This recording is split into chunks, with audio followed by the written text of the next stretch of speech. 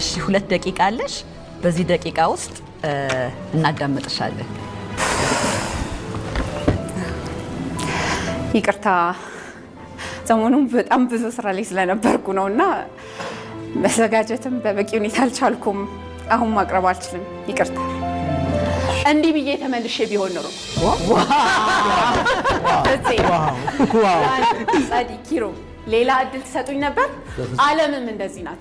ለእኛ ሰበብ ምንም ቦታ የላትም። ሰበብ ከጥንት ጀምሮ የነበረ የሰው ልጆች መጥፎ ልማድ ነው።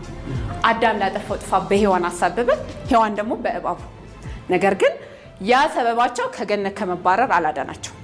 የእናቴ መቀነት አደናቅፎ ጣለኝ፣ ሰው የለኝም፣ ገንዘብ የለኝም፣ ጊዜው አሁን አይደለም እያለን የደረደርናቸው ሰበቦች ምን ውጤት አመጡልን? ይህ ድንጋይ ሰበባችን ነው። ብዙ ሰበቦችን በደረደርን ቁጥር